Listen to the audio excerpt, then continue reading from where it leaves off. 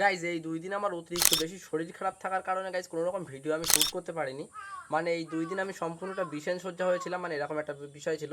ওষুধ খাচ্ছিলাম, তার কিছুক্ষণ পরে উঠছিলাম, তারপরে আবার গিয়ে শুয়ে পড়ছিলাম, এরকম কিছু একটা ব্যাপার। কিন্তু ভাই এর ভিতরে শরীরটা তো এমনিতে খারাপ রয়েছে, কিন্তু তার ভিতরে ভাই মনটা অতিরিক্ত বেশি খারাপ। কারণ তোমরা জানো যারা এর আগের ভিডিওটা দেখেছো, আমার চিকু থাকতো এইখানেই, একদম এখানে গাইজ ওকে রাখতাম। আর ওর যে খাবারটা গাইজ সেটা আমি এখনও পর্যন্ত ফেলে দিইনি, দেখো। মানে শরীর খারাপ থাকার কারণে এখনও ফেলা হয়নি। এর ভিতরে কিন্তু সেইভাবে রয়েছে, অবশিষ্ট খাবারগুলো আর খাওয়াতে পারিনি। তোমরা যারা আগের ভিডিওতে দেখেছো তারাই জানবে যে এখানে চিকুটা থাকতো, এখন আর কেন নেই। তো গাইজ যারা দেখোনি তাদেরকে বলবো, এই দেখো এই যেটাও দেখো, এইটা এখানে তুলে রাখা হয়েছে। আর এই জায়গাটাও পরিষ্কার করা হয়নি এখনও পর্যন্ত, কারণ আমার শরীরটা খুবই খারাপ ছিল, সত্যি কথা বলছি ভাই। 2 দিন আমি বিছানা থেকে উঠতে পারিনি, এরকম একটা অবস্থা ছিল। আর গাইজ সেই জন্য দেখো আমার জন্য কিন্তু মানে শরীরটা খারাপ ছিল, তার একটা প্রমাণ দিচ্ছি দেখো। আমার জন্য ফলও অনেকটা নিয়ে আসা হয়েছিল, এখানে দেখতে পাচ্ছ গাইজ, দেখতে পাচ্ছ তো। মানে শরীরটা সত্যিই ভাই খুব খারাপ ছিল। তো শরীর খারাপটা থাকলে সেটা ব্যাপারটা সম্পূর্ণ আলাদা, কিন্তু ভাই মন খারাপ থাকলে না ভাই সেটা ঠিক করা কিন্তু একদম অসম্ভব। শরীর খারাপ থাকলে ভাই যে ওষুধ ফষুধ খেয়ে ঠিক হয়ে যায়, কিন্তু ভাই মনটা খারাপ হচ্ছে চিকুর জন্য। চিকুকে যে এত তাড়াতাড়ি এইভাবে হারিয়ে ফেলবো ভাই আমি বুঝতে পারিনি, ভাবতেও পারিনি, কখনো আমি স্বপ্নেও ভাবিনি যে এইভাবে আমি হারিয়ে ফেলবো। তবে হয়তো আমার কোনো গাফিলতি ছিল, হয়তো আর একটু সেফটিভাবে রাখা উচিত ছিল, আর একটু ভালোভাবে রাখা উচিত ছিল। তবে আমার কাছে কিছু ওর ভিডিও শ্যুট রয়েছে, মানে কিছুটা ক্লিপ রয়েছে যেগুলো আমি দেখি মাঝে মধ্যে। মানে এগুলো রিসেন্ট ভিডিও, এই ভিডিওটা এখন আপলোড করা হয়নি কারণ শরীর খারাপের জন্য আমি ঠিকমতো সুস্থ ছিলাম না। সরি সরি, আপলোড করেছি আমি, কালকে আপলোড করেছি তারপরেও। তো সেই ক্লিপগুলো এখনও ডিলিট করা হয়নি, সেগুলো এখনও পর্যন্ত আমার কাছে রয়েছে ভাই, সেগুলো দেখছি আর মনটা না ভীষণ খারাপ হয়ে যাচ্ছে। তোমরা গাইজ যারা দেখেছো ভালো, না দেখে থাকলে এর আগের ভিডিও দেখে এসো। এর আগে বলছি মানে এর আগে না, এর আগে না, এর আগে 2-3টে ভিডিও আগে মানে একটা আপলোড করা হয়েছে guys, সেটা দেখে এসো। কিছু বলার নেই, কী আর করবো বলো, যেটা ছিল কপালে সেটাই হয়েছে। তবে হয়তো যদি আমি একটুখানি যদি সেফটি করে রাখতাম, হয়তো এত তাড়াতাড়ি হারিয়ে ফেলতে হতো না গাইস। তো ওর কিছু ক্লিপ গাইস তোমরা একটু দেখো, কত সুন্দর ছিল বলো। আমার হাতে করে নিয়ে ঘোরাতাম, এক জায়গায় থেকে আরেক জায়গায় নিয়ে যেতাম, যখন ঘুরতে যেতাম ওকে নিয়ে যেতাম, ওড়ানো শেখাতাম। মানে ওড়ানো শেখায়নি কখনো, মানে শেখানোর চেষ্টা করছিলাম। একদিন গাইস তোমাদেরকে মনে আছে যে একটা গাছের ওইখানে গেছিলাম, সেখান থেকে একটুখানি জাম্প মেরেছিল, আমি খুব আনন্দ হয়েছিল। আমি ভাবছিলাম যে খুব তাড়াতাড়ি এবার উঠতে শিখে যাবে। আর গাইজ এখন এতটা কথা বলছি তাও আমি হাঁপিয়ে যাচ্ছি, মানে ওষুধ খেয়ে মানে উঠলাম এখন। এই মানে একটু আগে ওষুধ খেয়েছি, তারপরে গাইজ এখন এই কথাগুলো বলছি। শরীরটা ভাই এখনও অতিরিক্ত খারাপ। শরীর খারাপটা তো ঠিক হয়ে যাবে 1-2 দিনের ভিতরে, কিন্তু এই যে মনটার ভিতরে ভাই যেটা খারাপটা রয়েছে না প্রায় চিকুর জন্য, আসলে আমার কপালে মানে এইসব ধরনের পশু পাখি নেই, বুঝলে তো। কি বলে, রাস রাস খারাপ, আমার আমার ভাগ্যে পশু পশু পাখি হয় না। একটাই মাত্র কুকুর হয়েছিল, কুকুর ছোটোবেলা থেকে পুষেছিলাম, সেটা ছিল আমার কাছে। হয়তো ওই 8, 8.5 থেকে 9 বছর মতো আমার কাছে ছিল, ব্যাস। তারপরে সেও মারা গেছিলো একটা রোগের কারণে, একটা কুকুরে তাকে কামড়ে দিয়েছিলো, সেইখানে পোকা হওয়ার পরে আস্তে আস্তে সেও মারা গেছিলো। আর পাখিগুলো তো কখনো ওড়াতে শেখাতেই পারিনি ভাই। প্রথম পাখিটা মারা গেছিলো যেটা হচ্ছে ওই যে বিড়ালে ধরেছিল, তোমাদেরকে দেখেছিলাম না, ওই ভিডিওটাই সবটাই দেখেছি গাইজ, দেখে এসো। আর এটা সাপে খেয়ে নিল। খুব কষ্টদায়ক ভাই।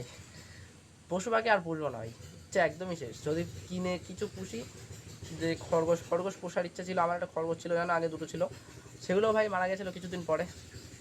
কিছু বলার নেই ভাই, কষ্ট হচ্ছে, শরীরটাও খারাপ আর মনটাও খারাপ, কী বলবো ভাই বুঝতে পারছি না।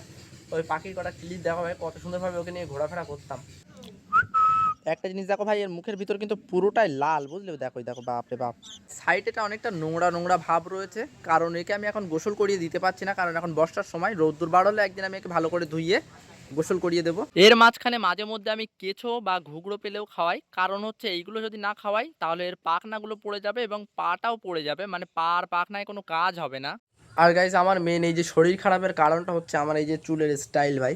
মানে আমি ছোটোবেলা থেকে যখনই ন্যাড়া হতাম, টাক হতাম, তখনই আমার জ্বর সর্দি হতো।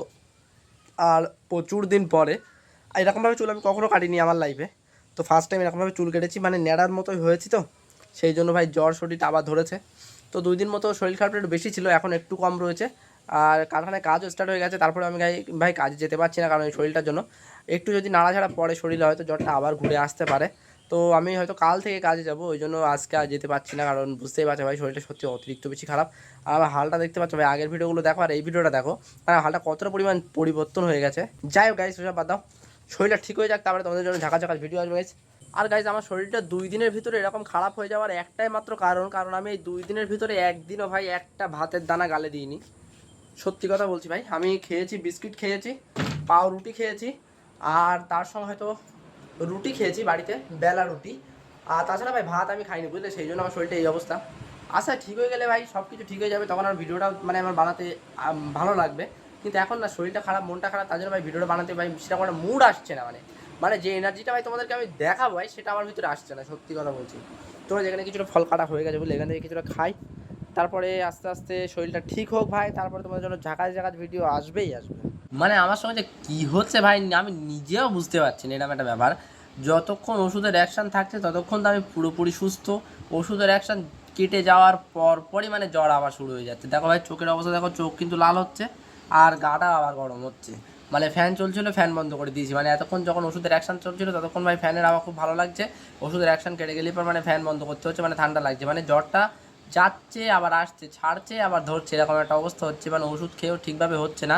হয়তো আমি এতদিন না ডক্টর দেখি ওষুধ খাইনি, মানে ওষুধ জাস্ট আমি আমার আব্বু এনে দিচ্ছিলো সেখান থেকে, ডাক্তারের কাছ থেকে মানে বলে এনে দিচ্ছিলো যে জ্বর এসে সেই জন্য ওষুধ, তো হয়তো কম পাওয়ারের ওষুধ দিচ্ছিলো। তো আমার মনে হচ্ছে ডক্টর না দেখানো পর্যন্ত আমার জ্বর যাবে না, আর বেশি লেট করা যাবে না, কারণ আজকে হচ্ছে এই 3 দিন চলছে আমার জ্বরটা, আর 3 দিন টপকে যাওয়া মানে খুবই খারাপ ব্যাপার। তো দেখি এখন আব্বু বাড়ি আসুক, কারণ আমার আব্বু বাড়িতে নেই, আসার পরে আব্বুর সঙ্গে পরামর্শ করি, তারপরে দেখা যাক কী বলে।